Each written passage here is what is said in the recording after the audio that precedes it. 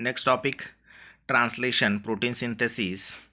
Translation, it is the process in which the sequence of codons on the mRNA strand is read or decoded, and accordingly the amino acids are joined to each other to form a polypeptide chain that makes protein.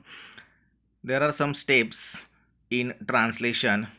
Number 1, activation of amino acids and formation of amino acyl tRNA complex. In presence of an enzyme amino acyl tRNA synthetase, the amino acid, that is AA molecule, is activated, and then each amino acid is attached to specific tRNA molecule at 3' or CCA end to form amino acyl tRNA complex. The reaction needs ATP. This process is called charging of tRNA or amino acylation of tRNA. Then formation of the polypeptide chain. It is actual process which involves following steps. Number 1, initiation step. It begins with the formation of initiation complex, which requires the mRNA having codons for a polypeptide. The smaller and larger subunits of ribosomes, initial amino acyl 1 tRNA complex, ATP and GTP as source of energy. The process starts with the binding of mRNA on the smaller subunit of ribosomes. AUG is present on mRNA, which initiates the process of protein synthesis. Initiator tRNA binds with initiation codon AUG by its anticodon UAC through hydrogen bonds. It carries activated amino acid methionine in eukaryotes and formylmethionine, that is FMET, in prokaryotes.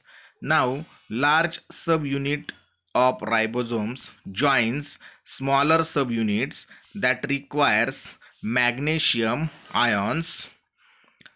Then the ribosome has three sites, namely amino acyl A site, peptidyl site, that is P site, and exit E site. The empty tRNA leaves from E site only. The amino acyl 1 tRNA complex bind at P site directly, while all the other incoming tRNA complexes get attached first at A site and then are shifted to P site. Second step, elongation. During the process, activated amino acids are added one by one to first amino acid, that is methionine. This amino acid binds with amino acid binding site of tRNA. This results in formation of tRNA amino acid complex. Then addition of amino acid occurs in three-step cycle. Number 1, codon recognition. Amino acyl tRNA molecule enters the ribosome at A site. Anticodon binds with the codon by hydrogen bonds. Then second amino acid on the first initiator tRNA at P site and amino acid on tRNA at A site joined by peptide bond. At this time, first tRNA at P site is kick off, that means given out. The next step, translocation. The tRNA at A site carrying a dipeptide, A site moves to the P site.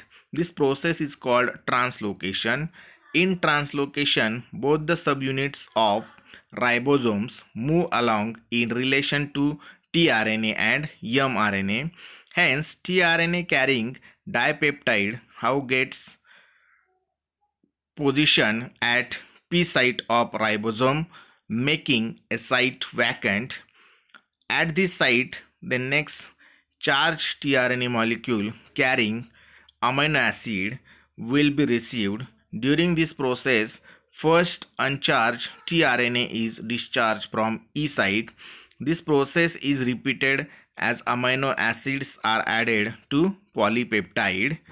It takes place within 0.1 second and formation of peptide bond is takes place. Then lastly, termination and release of polypeptide. At the end of mRNA, there is a stop codon UAA or UAG or UGA.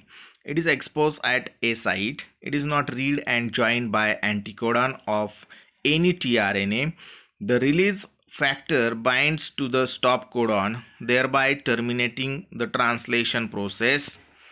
The polypeptide is now released in the cytoplasm.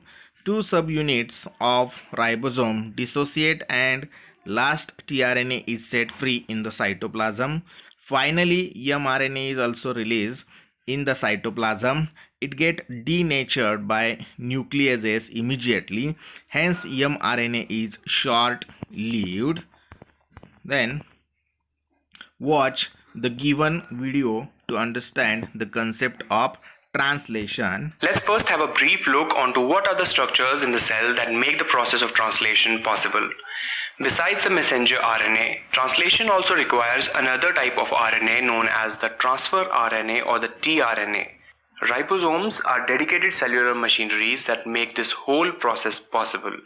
The ribosomes read the message on the mRNA and the tRNA transfers individual amino acids to the ribosome according to the sequence of base pairs on the mRNA. These amino acids are then joined together by bonds to form a protein. So the process of translation occurs in three basic steps. First step is known as initiation, in which the ribosome assembles around the target mRNA. In the second step, known as elongation, the tRNA transfers amino acids to the ribosome, which are joined together to form a polypeptide chain. In the last step, known as termination, the ribosomes release the polypeptide when it reads a stop signal on the mRNA. Don't worry if you don't understand these steps yet. We will look at the details of this process in just a bit that will help you to understand this complex cellular process. Now let's look at where this process takes place in the cell. It's slightly different for eukaryotes and prokaryotes. In prokaryotes, the translation takes place in the cytoplasm. In eukaryotes, the translation occurs in the cytoplasm or across the membrane of the endoplasmic reticulum. What happens is that when the ribosomes bind to the mRNA, this whole complex then attaches to the endoplasmic reticulum. The new protein is synthesized and released into the endoplasmic reticulum. This protein can be stored inside the endoplasmic reticulum or released in the future, or it can also be secreted immediately. Before going into the details of process of translation, it's important to learn about a few concepts. The main machine which plays a central role in translation is ribosome. Ribosomes are complex molecular structures found inside all living cells, and they act as a site for protein synthesis. The ribosomes essentially consist of two major components, a small subunit and a large subunit. The unit of measurement used to describe the ribosomal subunits is the Swedberg unit, which is a measure of the rate of sedimentation in centrifugation rather than size. In eukaryotic ribosomes, the smaller subunit is 40S and the larger subunit is 60S. When they join, they are denoted as 80S. These subunits lie separately in the cytoplasm until they need to come together for translation. These subunits have different jobs as well. The small subunit reads the mRNA, whereas the large subunit joins the amino acids to form a polypeptide chain. Now, assuming you have watched the videos on structure of nucleic acids and DNA, you know that the information of the genetic code is stored in the form of base pairs, with four main bases: adenine, guanine, cytosine, and thymine. In RNA, we have uracil in place of thymine. Now, the cornerstone to understand the process of translation is to understand what is a codon. A codon is basically a sequence of 3 DNA or RNA bases. When a mRNA goes inside a ribosome, the ribosome does not read individual bases, but rather these sequences of 3 bases which are known as codons. Each of these sequences of 3 base pairs corresponds to a specific amino acid. For example, if 3 uracil bases are in sequence, which means the code will be UUU, the ribosome will read this code and the amino acid that is used will be phenylalanine. Similarly, if the code is UCC, the amino acid that will be used is serine, and so on. The codon AUG codes for the methionine and is also the start codon, which signals the ribosome to start synthesizing the protein. Similarly, we have three special codons which signal the ribosome to stop synthesizing the protein. These are UAG, UAA, and UGA. These are known as stop codons, and when the ribosome read these, they know that the protein is now complete and their job is done. Now let's get into the details of translation. So the first step in translation is known as initiation. This is a transfer RNA or tRNA which has an amino acid methionine bound to it. This tRNA attaches to the smaller subunit of ribosome, and when it encounters a mRNA, it starts reading the code on the mRNA from its 5' end. As soon as the tRNA ribosome finds the start signal, the AUG codon, it immediately binds to the larger subunit to form the complete ribosome, and the protein synthesis is initiated. The next step in the process is elongation. Elongation is when the polypeptide chain gets longer. In the larger subunit of ribosome, we have three slots or sites which are named as E, P, and A. I'll explain these sites with a simple concept. Like I told you, the first tRNA to attach to this mRNA complex is a tRNA with amino acid methionine. This tRNA occupies the P site. P stands for peptidyl site. Now on E side of the P site, we have two more sites, the E and the A site. And here is the mRNA in the smaller subunit. Now what happens is the A site receives the next tRNA which matches the codon next in the sequence. If you zoom in, we can see that the first codon is the start codon, the AUG, to which the tRNA attached will have the amino acid methionine. Now if the next codon is UAU, the tRNA attached to the A site will have amino acid tyrosine. So this tRNA is now occupying the A site. Now we know the main job of translation is to form a protein which is essentially a chain of amino acids. So what we need next is to form a bond between the amino acid on the tRNA in the P site and the amino acid on the tRNA in the A site.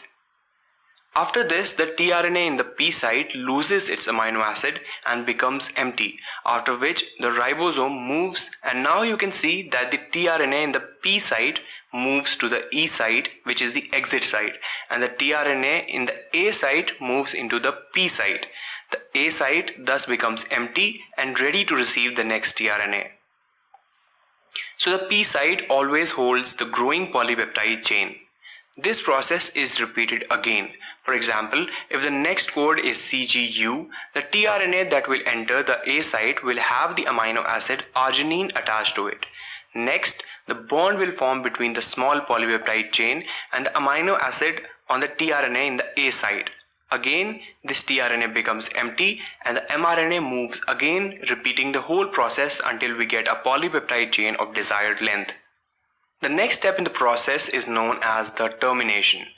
The ribosomes must have a way to know where to stop so that we get a final protein of desired number of amino acids. This is possible because the mRNA actually contains stop signals, which is known as the stop codon. When the ribosome reads any of the three codons, the UAG, UAA, or the UGA, it stops the process of translation and the polypeptide chain is released from the translation complex. So, after the ribosome finishes the protein synthesis, is the protein complete? Not really. After that the protein is formed, it goes through some additional processing, like some amino acids may be deleted and some proteins also undergo folding to form a... Next part we'll see in next lecture.